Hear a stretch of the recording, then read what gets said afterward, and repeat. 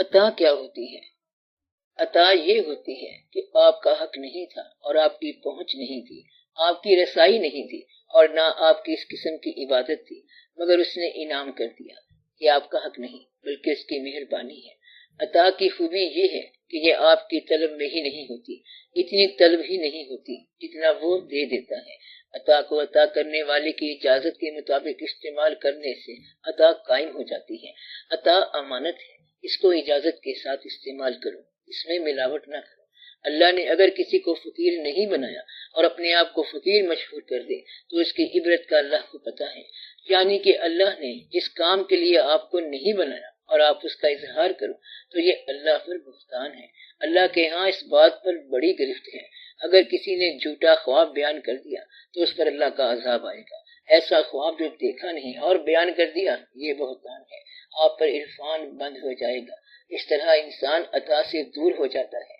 آپ اللہ کی عطا کا شکر ادا کرو اور چھوٹی چھوٹی باتوں پر عمل کر لو، اپنے گھر کو آسان کر لو۔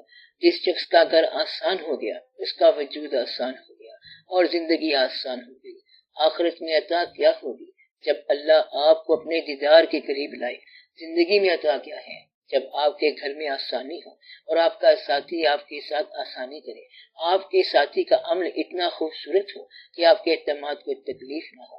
آپ کا ساتھی ہر وقت آپ کے ساتھ نہیں رہتا، کبھی آپ کو باہر جانا پڑتا ہے اور کبھی ادھر ادھر۔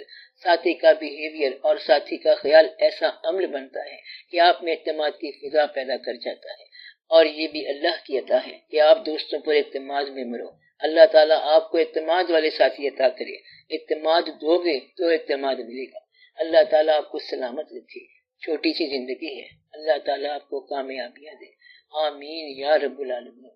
وما علینا الا البلاغ المبین۔ اپنی ذات کے ساتھ کیسے سنسیئر ہوا جا سکتا ہے؟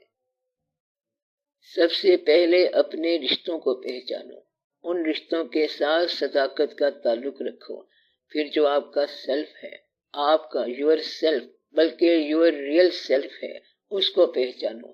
اس میں سب سے پہلے آپ کے رشتے آتے ہیں۔ سب سے پہلے اپنے رشتوں کو پہچانو۔ جو لوگ آپ سے تعلق رکھتے ہیں وہ آپ کا سیلف ہے، ان کے ساتھ سنسیئر ہو جاؤ۔ آپ کے خیال کے مطابق آپ کے مرنے پر جن لوگوں کو غم ہونے کا امکان ہے، اپنی زندگی میں ان لوگوں کو خوشی ضرور دے جاؤ۔ یہ میری نصیحت ہے۔ ان لوگوں کو بعد میں صرف رونے کے لیے نہ چھوڑ جانا، ان کو تھوڑا سا رونے کا حوصلہ بھی دے جاؤ۔ بس اتنا سا کام کر لو تو یہ سنسیریٹی ہے آپ کی اپنے سیلف کے ساتھ۔ ذرا جائزہ لو کہ آپ کے مرنے کے بعد کون افسوس کرے گا۔ انہیں اپنی زندگی میں ہی خوشی دے جاؤ۔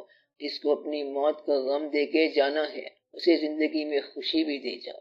جب موت کا غم دے کے جاؤ گے تو زندگی کی خوشی بھی تو دے کے جاؤ۔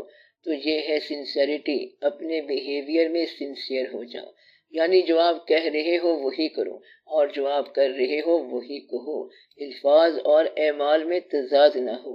تو یہ سنسیریٹی ٹو یور سیلف ہے، یعنی جو آپ کہہ رہے ہو وہی کرو اور جو آپ کر رہے ہو وہی ہونا چاہیے۔ آپ کے الفاظ آپ کا باطن ہو اور آپ کا باطن الفاظ میں آئے۔ آپ کا قال آپ کا حال ہو اور آپ کا حال آپ کا قال ہو، یعنی کہ اگر آپ اپنے اندر سے خوش ہو تو اوپر سے غم کی بات نہ بولو، اور اگر آپ کا اندر غمگین ہے تو اوپر سے خوشی کی بات نہ بولو۔ یہ ہے سنسیریٹی۔ آپ کے الفاظ اور آپ کے حال میں فرق نہیں ہونا چاہیے، آپ کے ظاہر باطن کا فرق نہیں ہونا چاہیے۔ اس لیے پہلے اپنے آپ کو پہچانو۔ Be true to yourself کا مطلب ہے آپ کا خیال پھیلاؤ۔ پیسہ، وابستگیوں میں محبت بھی ہے، رشتے بھی ہیں، بزرگ بھی ہیں اور اولادیں بھی ہیں۔ جو تعلق تمہاری رینج میں آئے وہاں سنسیئر ہو جاؤ۔ کہتے ہیں کہ سنسیئر آدمی جو ہے وہ he is the part of everyone whom he meets۔ لوگوں سے وہ اس قدر سنسیئر ہو جاتا ہے کہ ہر شخص چاہتا ہے کہ اس سے ملے، اور پھر اس کی انتہائی شکل جو ہے وہ رحمت للعالمین صلی اللہ علیہ وآلہ وسلم ہے۔ یہ سنسیریٹی کی انتہا ہے کہ ہر انسان کے لیے رحمت کا دعویٰ آپ صلی اللہ علیہ وسلم ہے۔ جب آپ اپنی ذات کے ساتھ سنسیئر ہو جاؤ تو اس کا مطلب یہ ہے کہ نہ آپ مبالغہ کرو نہ کثر نفسی کرو۔ یہ دونوں غلط باتیں ہیں۔ کثر نفسی جو ہے یہ بعض اوقات پسند نہیں کی جاتی، اتنی کثر نفسی نہ کرو کہ تحقیر ذات ہو جائے، اپنے ساتھ حقارت کے الفاظ مت استعمال کرو اور مبالغہ بھی نہ کرو کہ دونوں جہاں ہیں آج میرے اختیار میں۔ یہ نکتہ کہنے والا ہر بیچارہ دنیا چھوڑ کے چلا گیا۔ یہ بھی نہ کہا کرو، نہ مبالغہ ہو، نہ کثر نفسی ہو، نہ کنجوس بنو اور نہ فضول خرچ بنو۔